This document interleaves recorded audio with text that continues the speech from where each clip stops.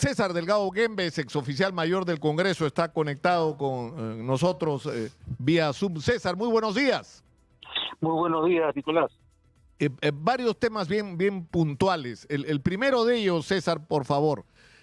¿Cuál es tu opinión sobre el conflicto el nuevo conflicto entre el Congreso de la República y la Fiscalía y el Ministerio Público al anunciarse que la Fiscalía de la Nación ha abierto un proceso contra los congresistas involucrados en la promoción de una ley que según la Fiscalía es una ley según la cual los congresistas que han sido militares y policías y que por lo tanto reciben una pensión podían recibir además su sueldo, lo que no estaba permitido hasta ese momento por la ley, ¿no? Entonces, en primer lugar, sobre esto, sobre esta ley en particular. Nicolás, en principio, hasta donde yo entiendo, no es que la Fiscalía esté investigando que haya abierto un proceso. Lo que ha hecho es presentar una denuncia constitucional señalando que se trata de la comisión de un delito contra la Administración de Justicia por corrupción de funcionarios, que es el delito de negociación incompatible, que consiste en que se aproveche un funcionario público del cargo que tiene para el beneficio de su interés privado. Ese es el supuesto en el que se pone el Ministerio Público de la Fiscalía de la Nación.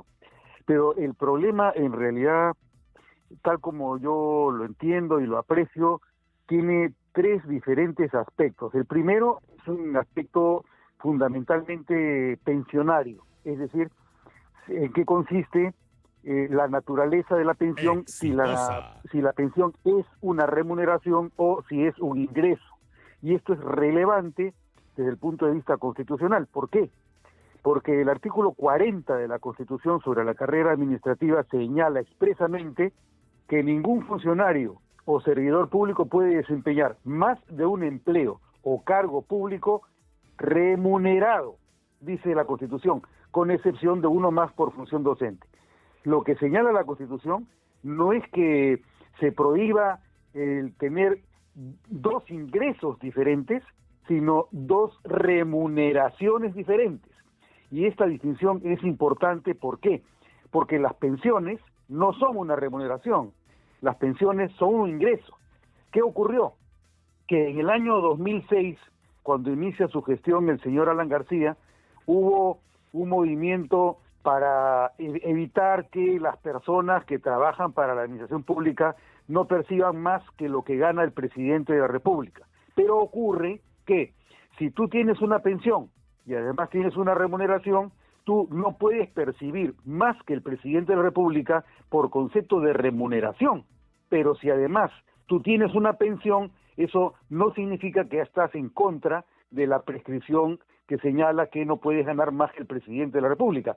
Las pensiones no son una remuneración porque en esencia se trata de un ingreso de carácter privado porque todos los años te van descontando y ese no es un ingreso que tenga que ver con el presupuesto público, es un ingreso que tiene que ver con la capacidad de ahorro que tú tienes para poder sobrevivir una vez que tú te hayas jubilado. Ese es en esencia el tema, pero el año 2006 también se aprueba un decreto de urgencia con el que el Ministerio de Economía y Finanzas asimila como una prohibición el que tú tengas pensión y además remuneración. Ese problema ha llegado al Tribunal Constitucional y el Tribunal Constitucional advirtió que se estaba regulando de manera dispar dos casos diferentes. El caso de las personas que tienen una pensión en el servicio civil y el caso de las personas que tienen una pensión porque han seguido la carrera militar o policial.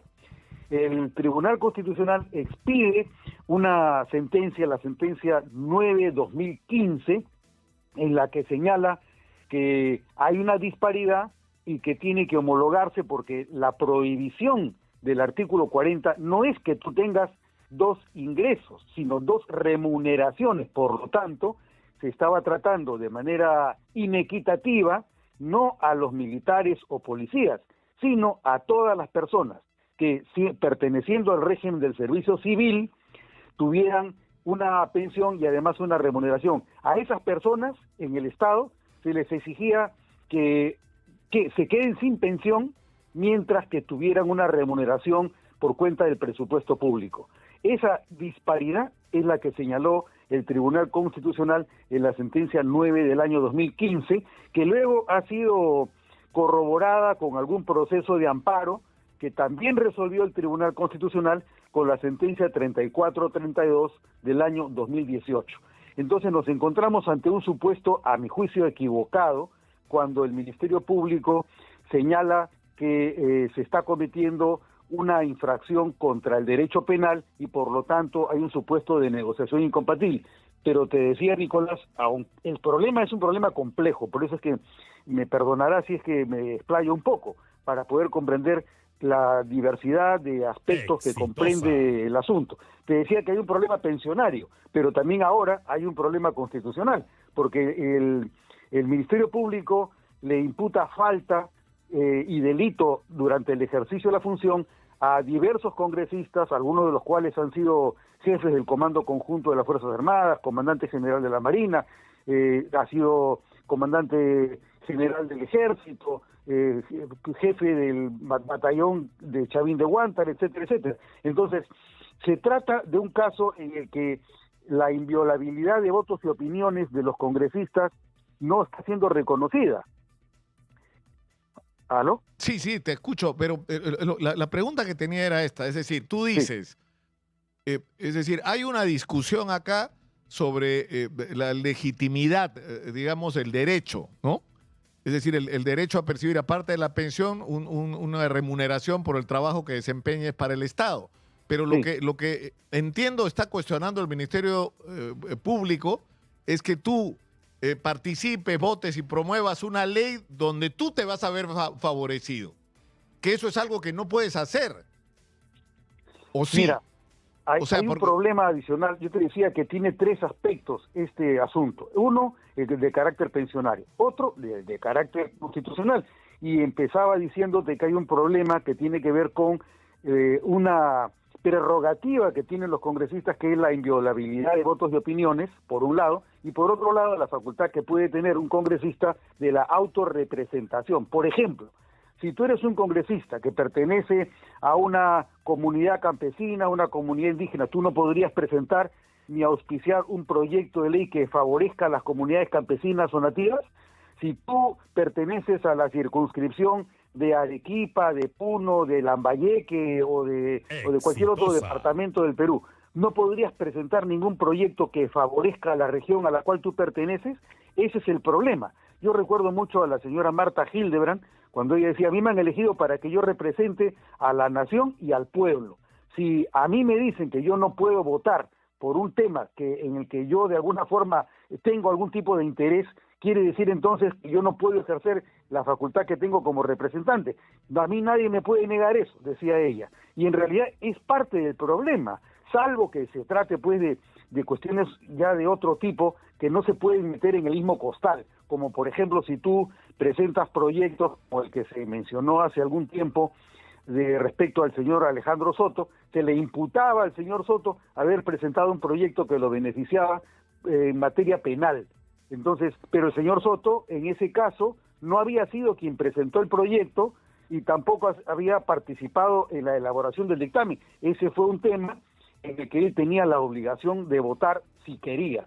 El problema adicionalmente, Nicolás, y este es el tercer aspecto, es el de la ética parlamentaria, donde el Código de Ética Parlamentaria les exige a los congresistas que cuando existiera algún tipo de interés que los pudiera beneficiar, todo lo que tienen que hacer es declararlo. No les impide que voten, que opinen sobre la materia. Ellos deben cumplir con la función por la cual han sido elegidos, y eso es el ejercicio regular de un derecho.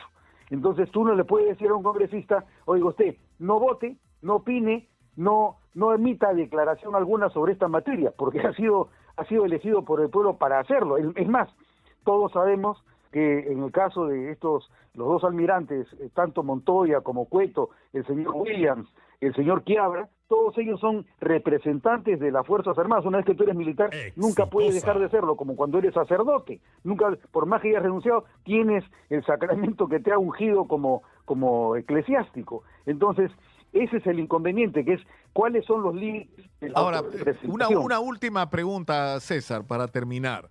Es decir, todo esto que tú estás diciendo podría ser materia de discusión en el Congreso, es decir, viene la acusación constitucional, se discute y se llega a la conclusión de que tiene o no tiene razón la Fiscalía. Por los argumentos que tú dices, podría ocurrir que se diga que no tiene razón y que por lo tanto no procede la acusación constitucional, pero lo que resulta sorprendente es que la respuesta del Congreso es que van a denunciar a la fiscal de la Nación.